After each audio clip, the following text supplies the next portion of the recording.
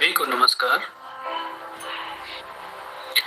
आप सभी को यह ज्ञात है कि संपर्क ऐप पर हितग्राहियों का पंजीयन किया जा रहा है, जिसका वीडियो हम पहले बना चुके हैं, जिसमें हमने यह बताया था कि हितग्राहियों का पंजीयन क्यों करना है, कैसे करना है।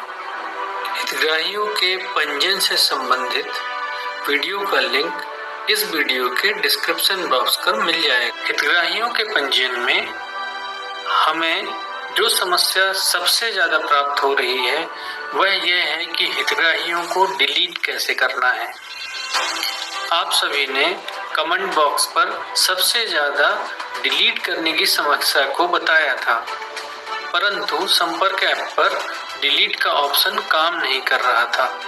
आज का हमारा जो टॉपिक है वह यह है कि हम संपर्क ऐप में हितग्राहियों को कैसे डिलीट कर सकते हैं।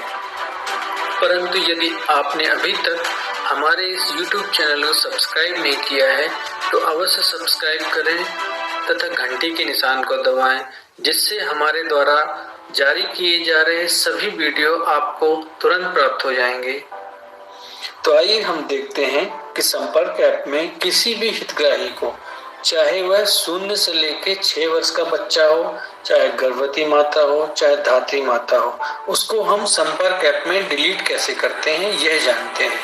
आप सभी को जो स्क्रीन दिखाई दे रही है उसमें मैंने किसी एक कार्यकर्ता का लॉगिन किया हुआ है। स्क्रीन पर आंगनवाड़ी प्रबंधन पर क्लिक करते हैं।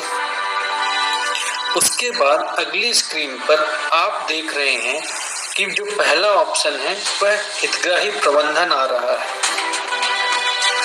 इसके पहले इस स्थान पर हितग्राही पंजीयन लिखा हुआ आ रहा था, जिसको बदलकर अब हितग्राही प्रबंधन कर दिया गया है।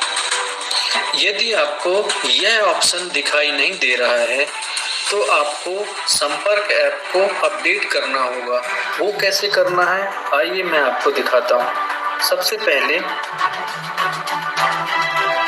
संपर्क ऐप के होम पेज पर स्क्रीन की बाईं ओर आपको 3 लाइनें दिखाई दे रही हैं, जिन पर क्लिक करने पर आपको डेटा सिंक स्टेटस दिखाई देगा। उस पर क्लिक करने पर आपको सबसे नीचे नीले कलर का बटन दिखाई देगा, जिसपे लिखा हुआ है ऐप अपडेट करने के लिए क्लिक करें। जैसे ही आप इसको क्लिक करेंगे, यहाँ पर लिखा हुआ आ रहा है कि आपका संपर्क ऐप पहले से ही अपडेट है, मतलब कि मेरा ऐप पहले से अपडेट है, मुझे अपडेट करने की आवश्यकता नहीं है। परंतु यदि आपका ऐप अपडेटेड नहीं होगा तो यहाँ पर अपडेट करने का ऑप्शन दिखाई देगा, जिसको क्लिक करके आप संपर्क ऐप को अपडेट कर सकते हैं। इसके बाद हम डिलीट कैसे करना है चलिए आइए जानते हैं। सबसे पहले हम संपर्क ऐप के होम पेज पर चलते हैं।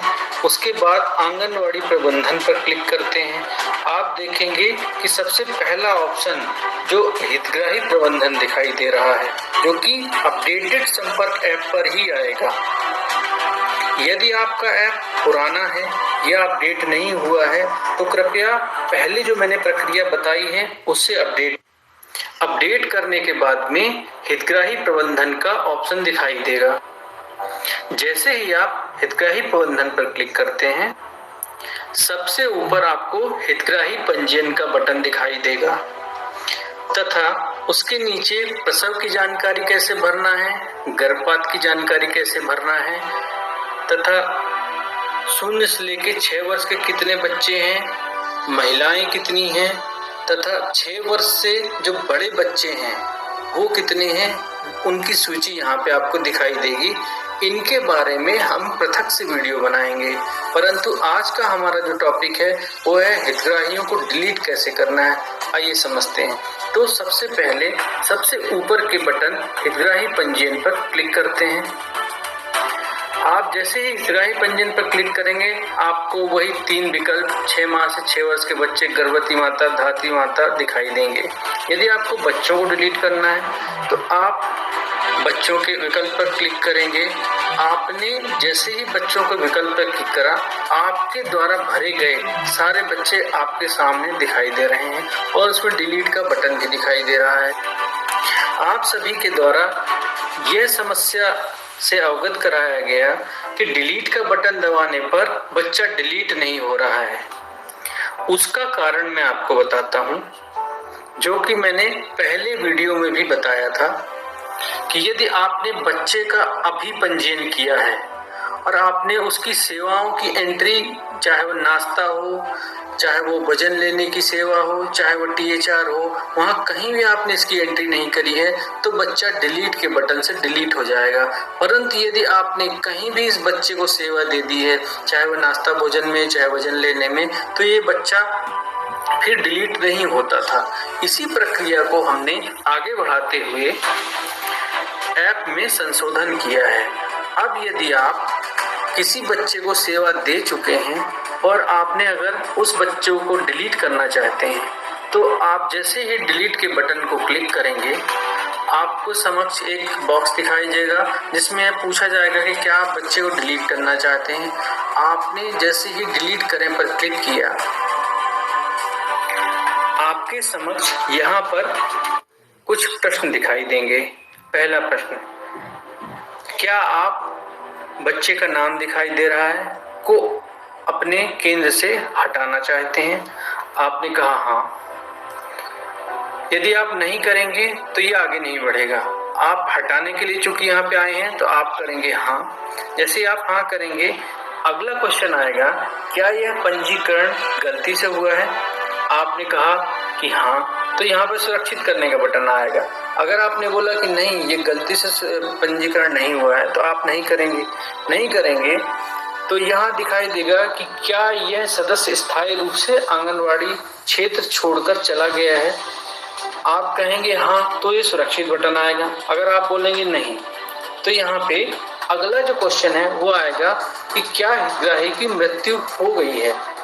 यदि आप इसमें हाँ करेंगे तो यहाँ पे फिर मृत्यु का कारण, जैसे कि गंभीर बीमारी से हुई है, दुर्घटना से हुआ है या कोई अन्य कारण है, आप अगर गंभीर बीमारी को टिक करके सुरक्षित कर देंगे तो यह बच्चा आपकी सूची से हट जाएगा। इसी प्रकार दुर्घटना से अगर मृत्यु हुई है तो सुरक्षित करने से हट जाएगा। कोई अन्य कारण है यदि, तो आप अन्य कारण करके और यहाँ पे जो भी अन्य कारण है वो लिख के और सुरक्षित कर देंगे तो भी यह सूची से हट। परंतु यदि आप कहते हैं कि इस बच्चे की मृत्यु भी नहीं हुई है, तो आप नहीं पर क्लिक करेंगे तो यहाँ पर अन्य कारण पूछेगा कि आप इसको क्यों डिलीट करना चाहते हैं। और जैसे ही इसको सुरक्षित करेंगे, बच्चा आपकी सूची से हट जाएगा और हमारी डिलीट करने की प्रक्रिया पूर्ण हो जाएगी। तो आज के टॉपिक में हमने जाना कि बच्चे को कैसे डिलीट करना। तो मेरा आपसे निवेदन है कि इस वीडियो को एक एक कार्यकर्ता तक पहुंचाएं। अगले कुछ वीडियोस में हम जानेंगे कि किसी भी महिला का प्रसव कैसे दर्ज करना है, यदि गर्भपात हो गया है तो कैसे दर्ज करना है। तो हमारे इस प्रकार के वीडियो देखने के लिए हमारे चैनल से जुड़े रहें, हमारे चैनल को सब्सक्राइब करें, शेयर करें। आप सभी का बहुत